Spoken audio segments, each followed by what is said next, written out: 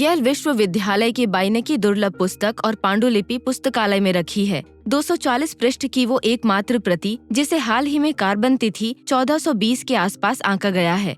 Welham paper पर looping हस्तलिपि और हाथ से चित्रित कुछ स्वप्न सुंदर छवियां, वास्तविक और काल्पनिक पौधे, तैरते हुए महल, स्नान करती सुंदरियां, ज्योतिष आरेख, राशि चक्र और लिखावट के साथ चेहरे वाले सूर्य चंद्र। ये 24 बाय 16 सेंटीमीटर की पुस्तक है। वॉयनिच पांडुलिपि इतिहास के सबसे जटिल अनसुलझे रहस्यों में से एक। कारण, कोई समझ नहीं सका कि इसमें क्या लिखा है। पांडुलिपि का नाम विल्फ्रेड वॉयनिच से आया है, एक पोलिश पुस्तक विक्रेता जिसने 1912 में इटली के एक जेसुइट कॉलेज में इस दस्तावेज को देखा और हैरान रह गया। इसे किसने लिखा, कहाँ बनाया गया, ये विचित्र शब्द और जीवंत चित्र क्या दर्शाते हैं, इसके पन्नों में क्या रहस्य छिपे हैं। उसने तंग दस्ती के मारे एक कॉलेज पादरी से पांडुलिपि खरीद ली और अंततः इसे अमेरिका ले आया। 100 से अधिक वर्ष हो गए विशेषज्ञ इस पहेली से जूझ रहे हैं। क्रिप्टोलॉजिस्ट कहते हैं इस लेखन में किसी भाषा की तमाम विशेषताएं हैं, बस इसे पहले किसी ने देखा नहीं था। इसे एक भाषा मानने का कारण ये है कि वास्तविक भाषाओं की तरह इसमें अक्षर और अक्षर समूह सुसंगत आवृत्तियों के साथ आते हैं। वॉयनिच पांडुलिपि जैसी भाषा के पैटर्न आपको रैंडम लेटर जनरेटर से नहीं मिल सकते। बाकी जो हम देख सकते हैं उससे ज्यादा कुछ नहीं जानते। अक्षरों की शैली और लंबाई भिन्न भिन्न है। कुछ तो अन्य लिपियों से लिए गए हैं, लेकिन कई बिल्कुल अलग हैं। लंबे अक्षरों को फांसी अक्षर का नाम दिया गया है। पांडुलिपि पूरी तरह सजाई हुई है जैसे स्क्रॉल होते हैं। लगता है इसमें 2-3 लोगों की लिखावट है और पेंटिंग किसी और ने ही की है।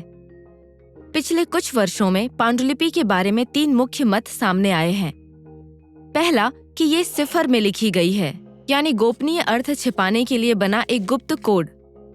दूसरा कि ये एक जाली दस्तावेज है जिसमें किसी नादान खरीदार से पैसे ऐंठने के लिए अंड-बंड लिखा गया है। ये भी अनुमान है कि इसका लेखक एक मध्ययुगीन ठग था, यहाँ तक कि वो ठग खुद वॉयनिच ही था। तीसरा सिद्धांत ये है कि पांडुलिपि एक वास्तविक भाषा में लिखी गई है जिसकी लिपि अज्ञात है। शायद मध्ययुगीन विद्वान वर्णमाला बनाने का प्रयास कर रहे थे, एक ऐसी भाषा के लिए जो बोली जाती थी लेकिन अभी लिपि बनना बाकी था। तब तो वॉयनिच पांडुलिपि ईस्टर आइलैंड पर आविष्कृत रोंगो रोंगो लिपि की तरह हो सकती है, जिसे उसे संस्कृति की पतन के बाद कोई पढ़ने वाला ही नहीं बचा।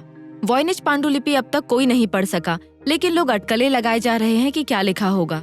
जो लोग मानते हैं कि ये किसी लिखित भाषा का एक नया रूप बनने का प्रयास था, जो ये एक विश्वकोश हो सकता है जिसमें वहाँ की संस्कृति का ज्ञान संग्रहित है। कुछ ये भी मानते हैं कि इसका लेखक 13वीं सदी का दार्शनिक रॉजर बेकन होगा, जिसने व्याकरण के सार्वभौम नियमों को समझने का प्रयास किया था, या 16वीं सदी का एलिजाबेथन रहस्यवादी जॉन डी, जो एक कीमियागर और भविष्यवेत्ता था।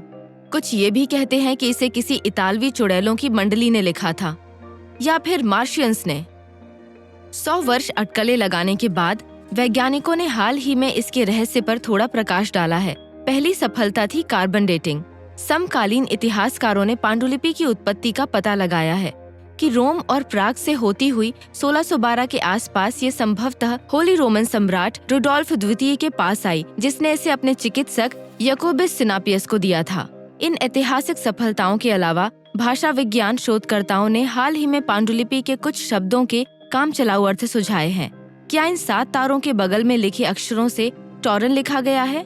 वृषभ राशि का नाम, एक तारा मंडल प्लिएडिस जिसमें 7 तारे शामिल हैं। क्या ये शब्द सैटरन हो सकता है? चित्र में दिखाए सेंटोरिया पौधे पर से? शायद, लेकिन प्रगति धीमी है। अगर इसका कोड पकड़ में आ जाए तो हमें क्या मिलेगा? 15वीं सदी के किसी चित्रकार की ड्रीम डायरी, निरी बकवास, या एक भूली हुई संस्कृति का खोया हुआ ज्ञान? बताइए, क्या हो सकता है ये? अगर सीखना पसंद है तो हमारे चैनल को सब्सक्राइब करें। हम कई विषयों पर वीडियोस पोस्ट करते हैं, जैसे बिल्लियों के मुताबिक दुनिया का इतिहास या चांद पर कैसे रहना है। हमारे साथ जुड़े रहें और उत्सुकता बनाए रखें।